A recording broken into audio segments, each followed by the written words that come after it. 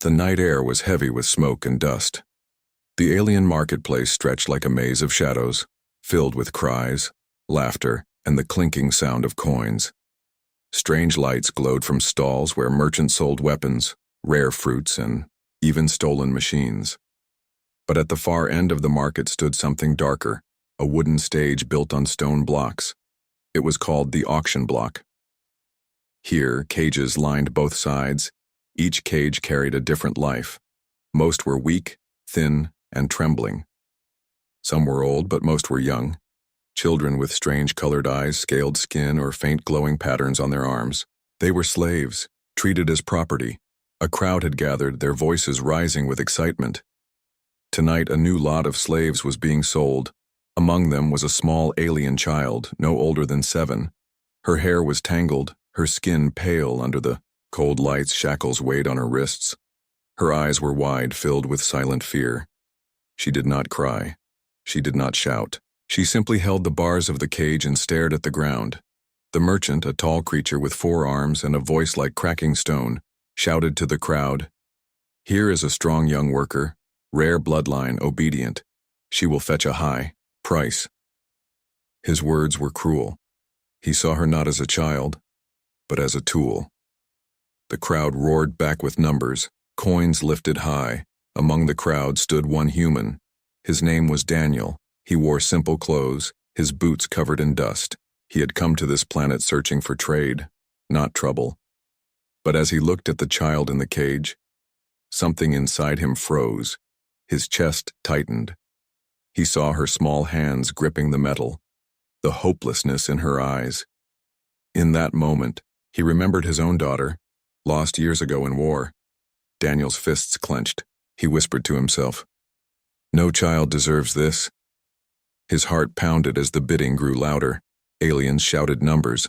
The merchant grinned with sharp teeth. The hammer in his hand rose and fell with every bid. The price climbed higher and higher. Daniel hesitated. He was just a traveler with little money left. To bid would be foolish, dangerous even. Yet his eyes never left the child. Her gaze lifted once, meeting his. For a heartbeat. She looked straight into his eyes and something passed between them. A silent plea, a cry without words. It was enough. Daniel raised his hand. His voice cut through the noise. 10 credits. The crowd laughed. Some mocked him, calling him poor. The merchant sneered. 10 credits for such a rare one. Pathetic. But Daniel did not back down. He shouted again, louder this time. 15 credits. The bidding continued. Voices battled in the air. Numbers flew higher. Each time Daniel felt his stomach twist. He could not match the wealth of traders around him, yet he kept raising his voice. 20, 30, 40. His coins, his savings, his future, everything he had was vanishing with every bid. The merchant's eyes gleamed, smelling profit. The hammer lifted high. Daniel's heart raced. If someone else won, the child would vanish into chains forever. He felt sweat on his brow. He thought of walking away, of saving his last credits. But then he saw the girl again. Her lips moved softly, though no sound came out. He read the words. "Help me." Daniel stepped forward. His voice thundered. 100 credits. The market went silent. Gasps echoed. No one expected the human to go that far. Some laughed, others shook their heads, but no one raised the price higher. The merchant bared his teeth, angry yet greedy. He slammed the hammer down. "Sold," he growled, "to the foolish human." Daniel exhaled sharply. His hands shook. As he handed over his pouch, empty now, his future uncertain. But the cage door creaked open. The child stepped out slowly, her thin legs trembling. She looked at Daniel with wide eyes, half afraid, half in disbelief. The crowd muttered. Some spat at the ground. Others warned that the human had made a mistake. "Slavers will come for him," one said. "He cannot protect her." Another sneered, but Daniel ignored them all. He bent down, kneeling to meet the child's eyes, his voice soft, gentle. "You're safe now." The girl blinked, her lips parting as if she wanted to speak. But no sound came. She only clutched his sleeve, holding on like her life depended on it. And maybe it did. The marketplace grew louder again, coins and shouts filling the night. But for Daniel, the world seemed quiet. He had nothing left but the child beside him. Yet he knew deep in his heart that he had done the only thing he could, and so began the story. Not of a purchase, not of a bargain, but of a family born in the darkest corner of the galaxy, under the cruel lights of the auction block. The crowd did not forget. Even after the hammer fell and the child was led out of the cage, whispers filled the marketplace. "A human," they muttered. "A fool who spends all his credits on a slave child." Others laughed, some with cruelty, some with disbelief. They thought Daniel would regret it, but inside his chest a strange fire burned. The merchant dropped the coins into his pouch with greedy satisfaction. His forearms moved quickly, waving to the guards to release the child. "Take her. She is yours now," he said coldly, as if he had just sold a tool, not a life. Daniel stepped forward, his boots crunching on the dust. His hands were steady, though his heart raced. The child walked out slowly, her bare feet brushing the stone. She hesitated, her thin body trembling as the chains were removed.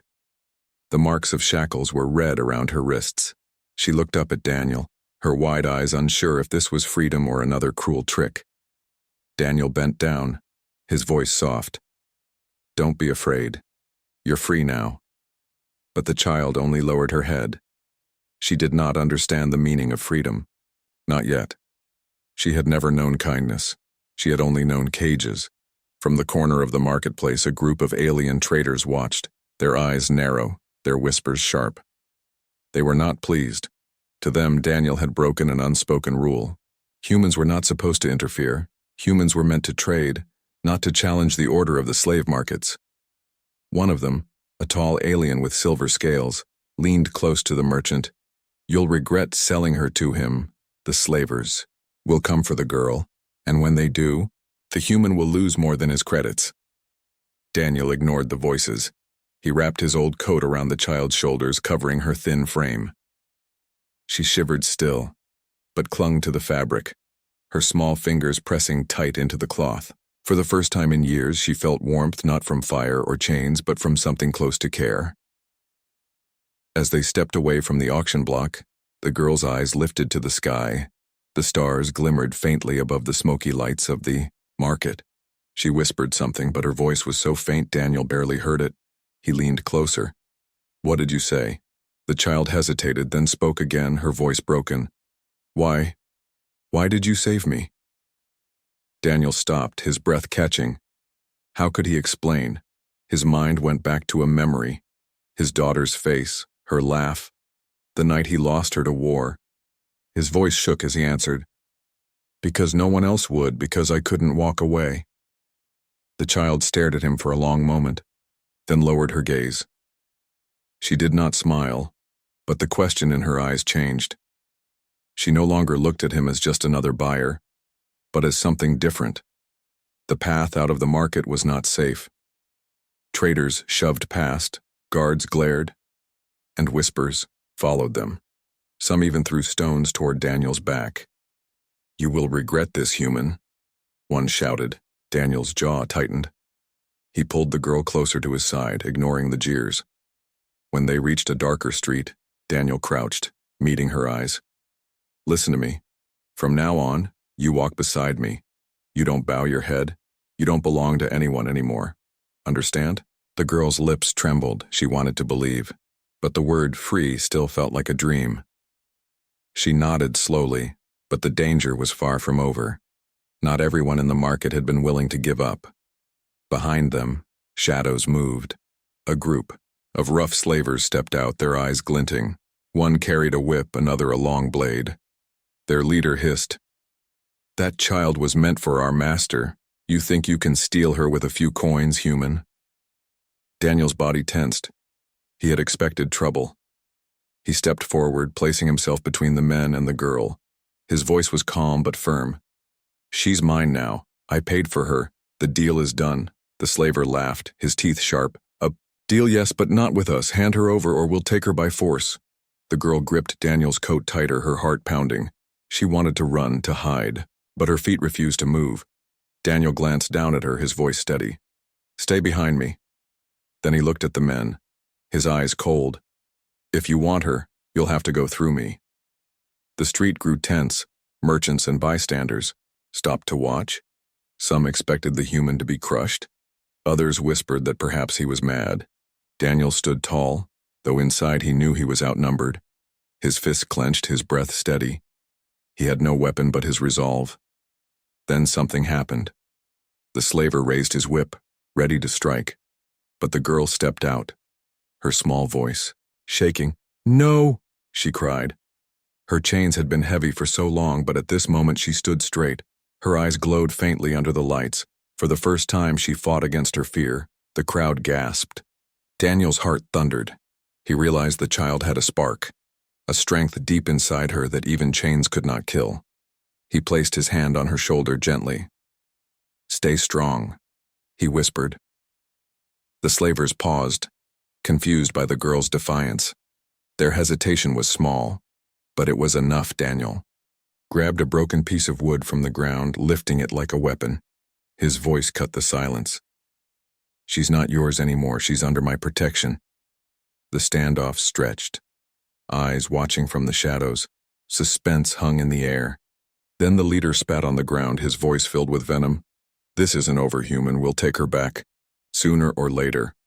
With that, the slavers melted into the darkness, their threat echoing in the night. Daniel let out a slow breath, lowering the wood. He looked down at the girl. She was trembling, but her eyes burned with something new. Hope. He bent down and whispered, "You're safe for now." The child clutched his hand, not letting go. It was the first time she had ever reached for someone on her own. In that moment, Daniel knew. The bid he had made was more than just coins. It was the start of something greater, something neither of them could yet understand. And so, under the dim lights of the alien streets, their journey truly began. A human and a child bound not by chains, but by choice, against all odds. They had taken the first step toward becoming a family. The night grew colder as Daniel led the child away from the auction block. The market lights faded behind them, replaced by narrow alleys filled with broken stalls and dripping pipes. The child clung to his sleeve, her bare feet scraping against the stone. Every sound in the shadows made her flinch. Daniel moved quickly, his eyes sharp. He knew the slavers would not give up so easily. They had seen the look in their eyes, greedy and hateful. They would come after her and maybe even after him, he whispered. "Stay close, don't let go." The alley twisted left and right, filled with trash and the smell of smoke. Cats with glowing eyes darted between broken crates. Above, the buildings leaned inward, their windows dark. Daniel's boots echoed softly, but behind him came another sound. Footsteps heavy and quick. The child froze, her breath caught. Daniel turned. His heart sank. At the mouth of the alley stood three shadows, tall and broad, their faces hidden by masks, their voices low. "Hand her over, human. You can walk away, we only want the girl." Daniel's jaw tightened. He stepped in front of her. "You'll have to fight me first." His voice was steady, though his stomach twisted. He had no weapon, only his will. The men laughed, their laughter like knives in the dark. One cracked a chain in his hand, another drew a blade. "Run," Daniel whispered to the girl. But she shook her head, her small hands gripping his coat tighter. She would not leave him. Her eyes burned with silent fear, but also something more. Trust. The slavers lunged forward. Daniel grabbed a loose pipe from the ground. He swung it with all his strength. The metal cracked against the first man's arm, making him stumble back with a snarl. The second swung his chain. Daniel ducked. The links whistling past his head, the girl gasped, crouching low. She wanted to scream, but no sound came. Her chest heaved. Her eyes darted around until they caught sight of something, a pile of stones by the wall. She grabbed one with trembling hands. Then, with all her strength, she threw it. The stone hit the chain holder's mask, making him roar in anger. Daniel saw the chance. He shoved the man backward and pulled the girl up. "Come on," he hissed. They ran, their feet pounding the broken street. The slavers shouted, their voices chasing them. The alleys twisted like a maze. Daniel's lungs burned, but he pushed forward. He knew if they stopped, they were finished. The girl stumbled, nearly falling. Daniel lifted her into his arms. She was light, far too light. Her small hands wrapped around his neck as he carried her. Behind them, the sound of pursuit grew louder. The slavers were trained hunters. They knew the paths. Daniel's mind raced. He needed a place to hide. Somewhere dark. Somewhere safe. He turned sharply into a passage no wider than his shoulders. The walls scraped his coat. The child buried her face in his chest. At the end of the passage stood a broken door. Daniel kicked it open. The wood cracked. Inside was a forgotten storeroom, empty except for dust and old crates. He slipped in and closed the door quietly, pressing his back against it. His chest heaved. His arms ached from carrying the child. The girl looked up at him with wide eyes. "Are we safe?" she whispered. Daniel shook his head slowly. "For now."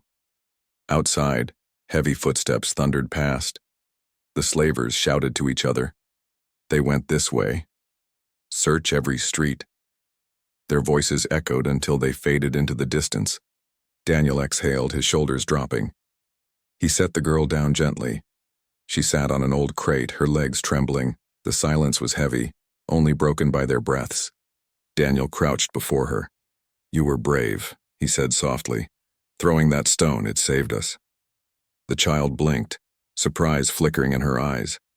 No one had ever called her brave before. Her lips parted, her voice trembling. I thought I was weak." Daniel shook his head. "You are stronger than you know. Chains can't break that." His words were simple, but they struck deep into her heart. The girl lowered her head, then whispered, "What will happen now?" Daniel paused. He had no plan. His coins were gone, the slavers were angry, and he had a child who needed food, warmth, and safety. Yet when he looked at her, he felt something he hadn't in years. Purpose. "We'll find shelter," he said, firmly, "and I'll keep you safe no matter what." Her eyes glistened. She clutched his sleeve again. For the first time since he saw her in the cage, she allowed herself to believe. But outside, the slavers were not finished. They would not stop. Not until they had her back. Daniel knew it. He looked at the broken door, the shadows beyond, and he swore quietly to himself, "If they come, I'll fight them all. She will not go back." The girl leaned against his side. Closing her tired eyes, Daniel rested a hand gently on her shoulder. In the silence of the storeroom, something unspoken grew between them. Not blood, not duty, but something deeper. The beginning of a bond that neither slavers nor chains could break. And so, hidden in the shadows of a forgotten room, the human and the child took their first step into a life on the run. The market had taken his coins. The slavers wanted her life. But Daniel had made a choice, one he would never undo. Against all odds, he had chosen to fight for her. The night sky stretched above them, dark and silent. Daniel carried the child through empty streets until the marketplace was far behind.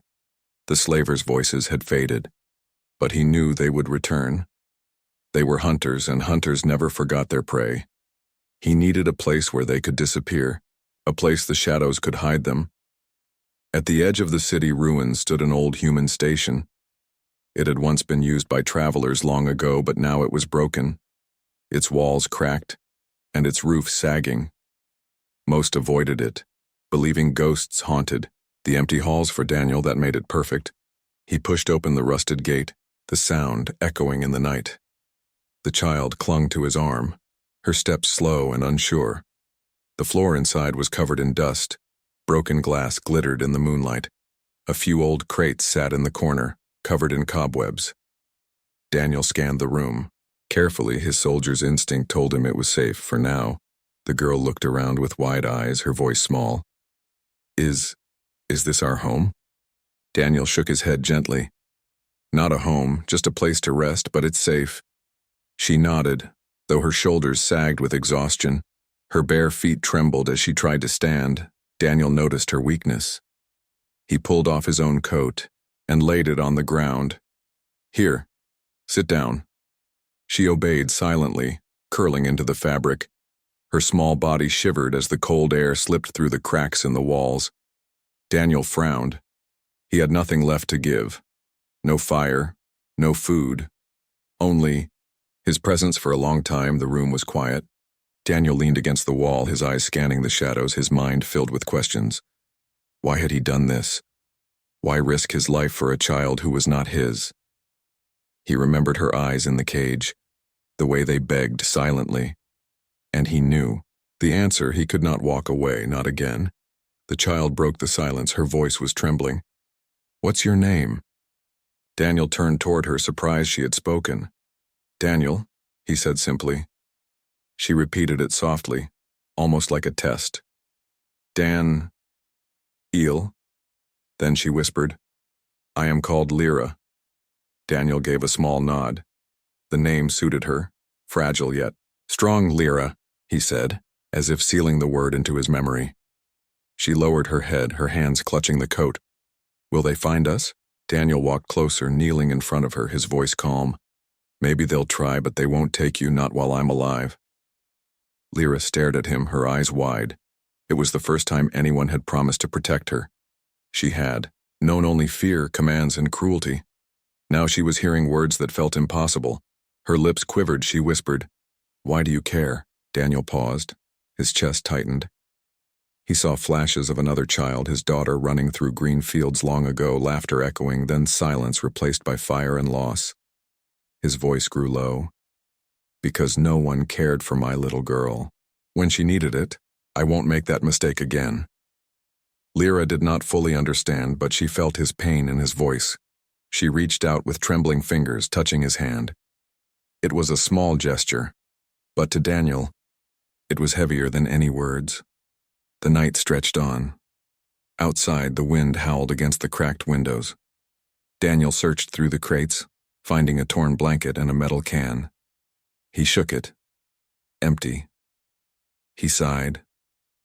They would need food soon. Lyra's stomach growled softly. She hid her face in shame. Daniel placed a hand on her shoulder. "Tomorrow I'll find something for us. For now, rest." She nodded, curling under the blanket, her eyelids heavy. For a moment she resisted sleep, as if afraid it would vanish the moment she closed her eyes. But the warmth of Daniel's coat and his steady presence calmed her.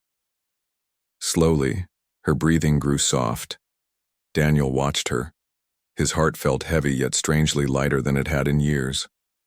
He had lost everything once, his family, his purpose. But here, in this broken house, he had found something fragile but real, a chance to protect again. Hours passed. Daniel stayed awake, every sound making him alert. Twice he thought he heard footsteps outside. Once a shadow passed the window, but it moved away. He gripped the broken pipe he had carried from the alley, ready to fight if needed. Yet no one entered. The slavers had lost their trail for now. At dawn, the first light crept through the cracks, painting the dust with gold. Daniel stretched his stiff limbs. He looked at Lyra, still sleeping peacefully, her small frame rising and falling. For the first time, her face looked calm, not twisted in fear. Daniel whispered softly to himself, "She's not just a child I saved. She's my responsibility now." His words carried weight. He had no wealth, no plan. But he had a promise, and promises were stronger than chains. Lyra stirred, her eyes fluttering open. She looked at him and whispered one word that made his chest ache. "Father?" She said it shyly, as if testing how it felt. Daniel froze. His throat tightened. He wanted to correct her, to say he wasn't her father. But when he saw her hopeful eyes, he couldn't. He gave a small nod instead. "Yes, I'm here." The old house stood silent, its walls weak but standing. Inside, something new had begun. In the ruins of a broken city, under cracked stone and dust, a fragile bond grew stronger. Daniel had not only saved a child, he had found family. Morning light slipped through the cracks of the old house. Dust floated in golden beams. Daniel stretched his stiff shoulders. He had spent most of the night awake, watching over the child, His eyes were heavy, but when he saw Lyra curled in the blanket sleeping peacefully, he felt a quiet strength. When she stirred, her eyes blinking open, she looked around in confusion. For a moment, fear returned. Then she saw Daniel sitting nearby. Pipe in hand, keeping guard. Her shoulders relaxed, she whispered, "You stayed." Daniel gave a small nod. "Of course, I promised." She sat up slowly, rubbing her eyes. Her stomach growled softly. She lowered her head, embarrassed. Daniel smiled faintly.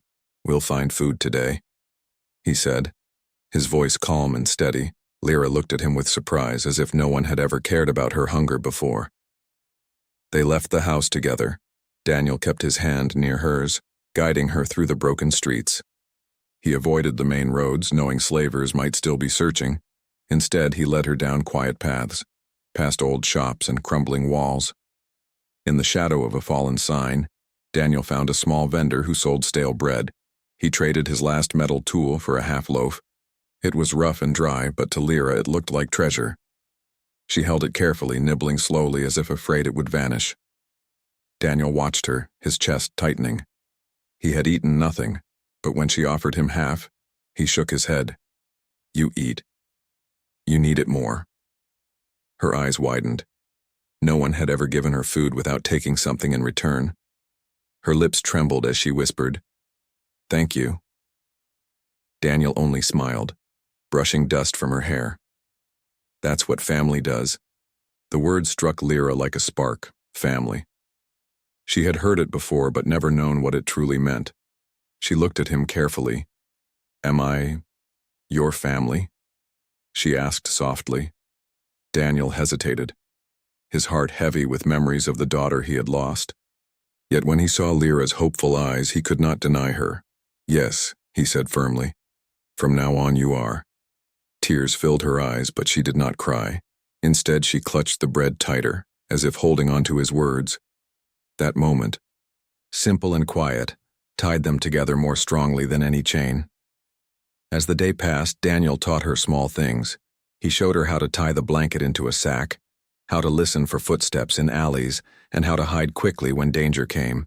She watched him with focus, her small hands clumsy but eager. Each lesson made her feel less like a burden, more like a partner. At one point, they passed an abandoned courtyard, broken toys scattered in the dirt. Lyra stopped, staring at a small wooden ball. She picked it up carefully, her fingers trembling. Daniel saw her gaze. "Do you want to play?" She shook her head quickly. "I don't know how." Daniel crouched, rolling the ball gently across the ground. It bumped against her feet. She blinked, then bent down and rolled it back. For a few minutes, the silence of the ruined city was broken by the simple sound of a ball rolling between them. Lyra's lips curved into the smallest smile. Daniel felt his heart ache at the sight. That night, back in the old house, Daniel started a small fire using broken wood and a sparkstone he had found. Lyra sat close, staring into the flames. Her eyes reflected the light. She whispered, "I was always cold before."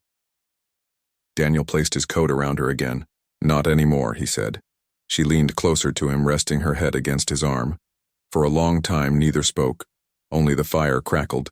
Daniel felt a strange peace settle in his chest.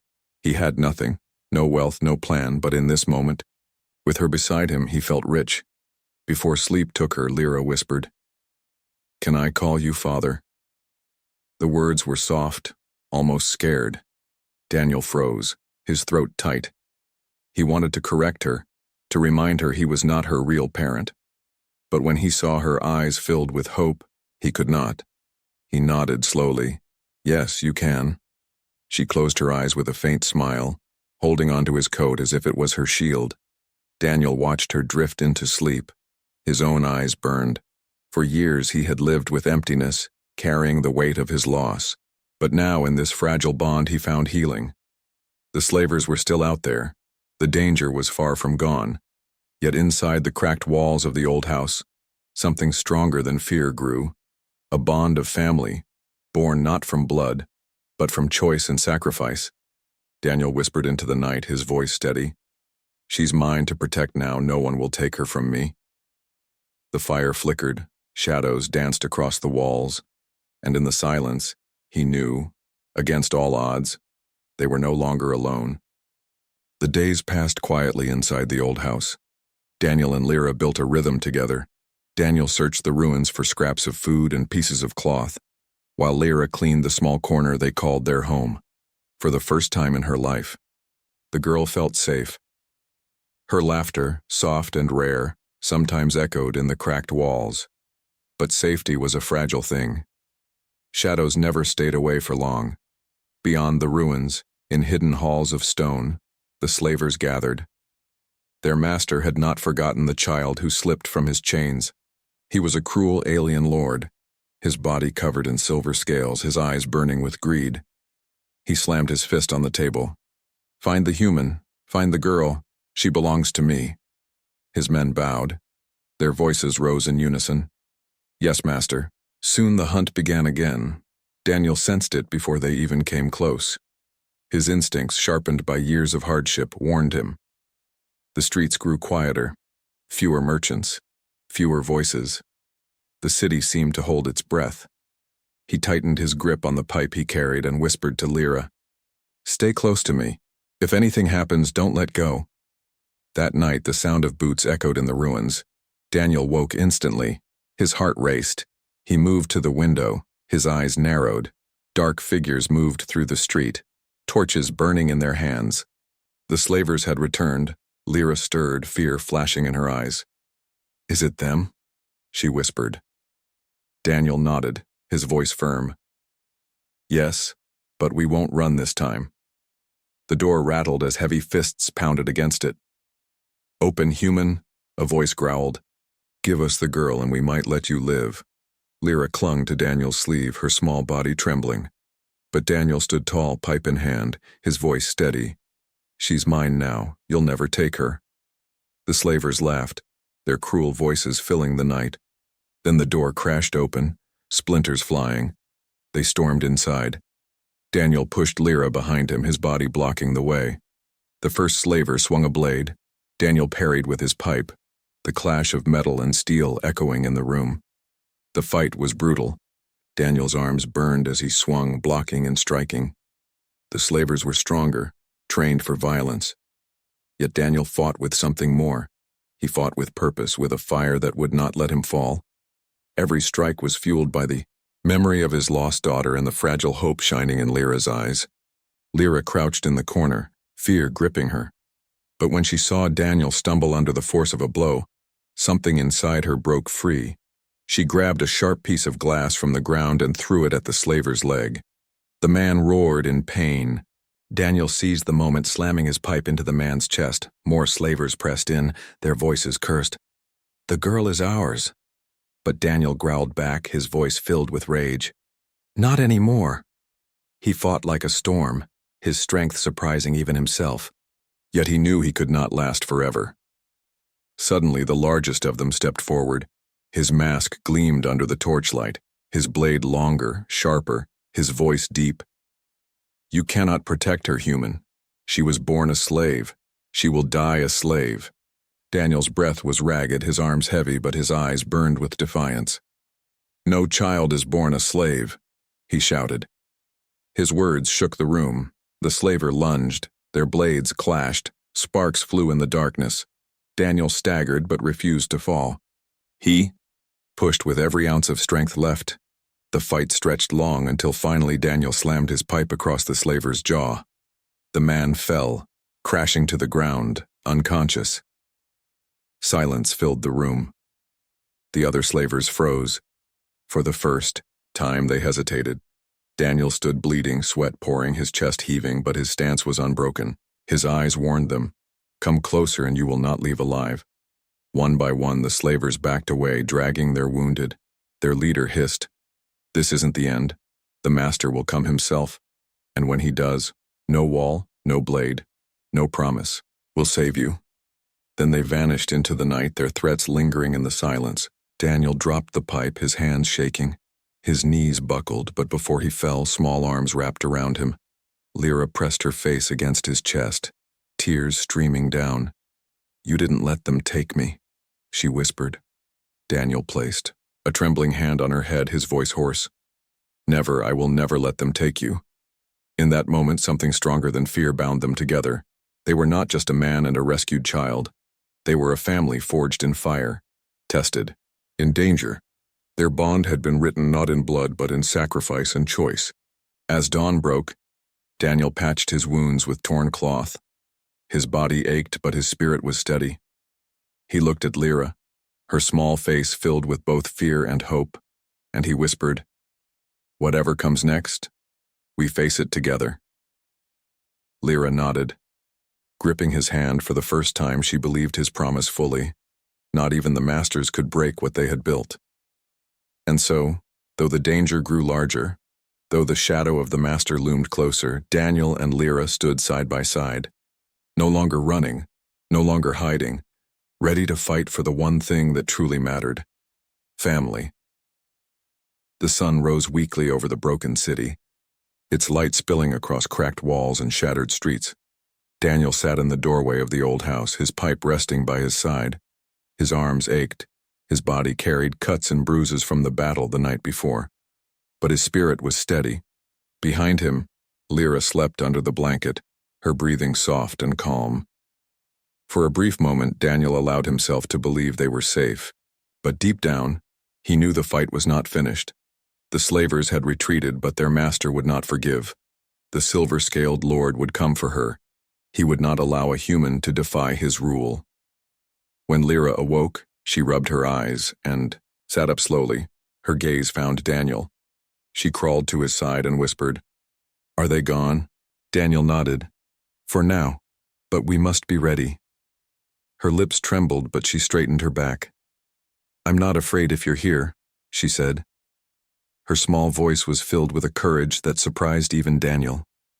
He placed a hand on her shoulder, pride warming his chest. "And I'll always be here."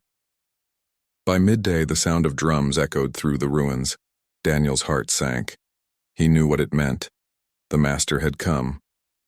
From the far end of the street, a procession appeared, armored guards with spears of glowing steel, and at their center a tall figure cloaked in silver scales. His eyes burned like coals. His voice rumbled across the street. "Human, you stole what is mine. Return the child, or be crushed." Lyra's hands tightened around Daniel's coat. Her body shook, but she did not hide. She stood at his side, her chin lifted. Daniel looked at her, then faced the master. His voice carried strong. "She is not yours. She is free."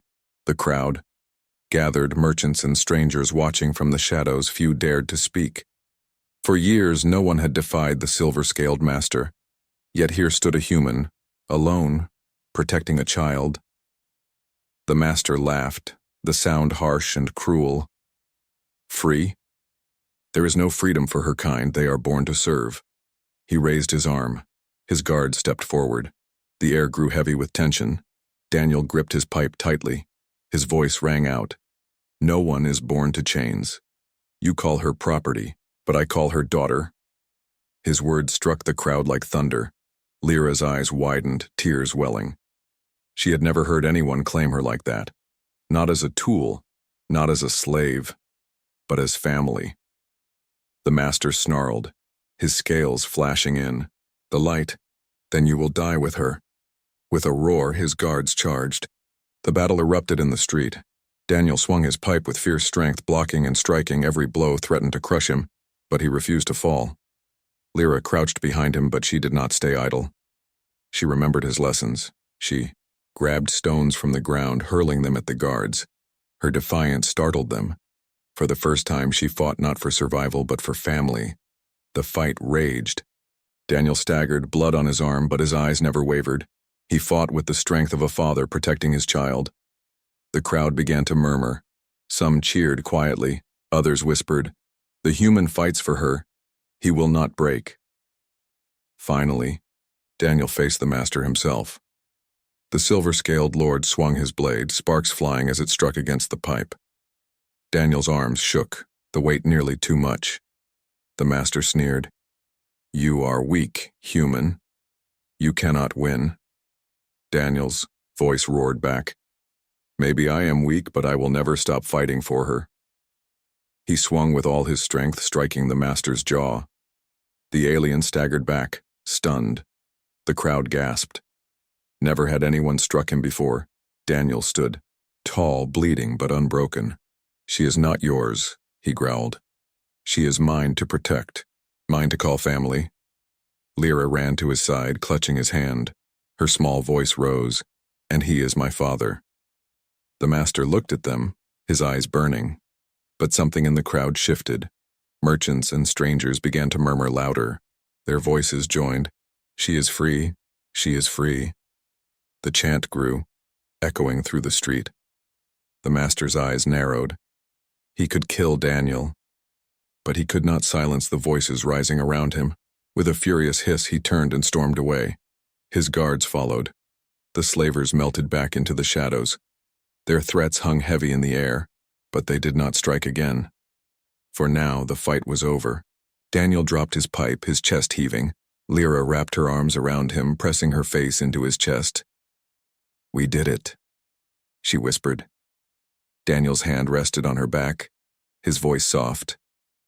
"Yes, against all odds, we did."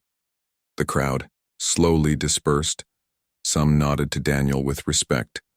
Others looked at Lyra with new eyes, not as property, but as a child.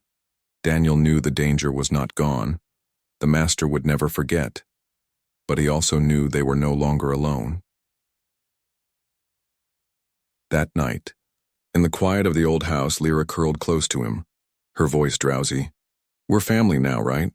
Daniel smiled faintly, brushing hair from her face. "Yes, we are, always." She fell asleep with a peaceful smile.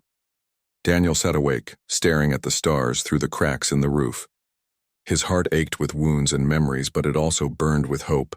He whispered into the night, "I lost one daughter, but I will not lose another, not while I breathe." And so their story ended not with chains, but with choice, not with despair, but with love against all odds in the ruins of a broken city.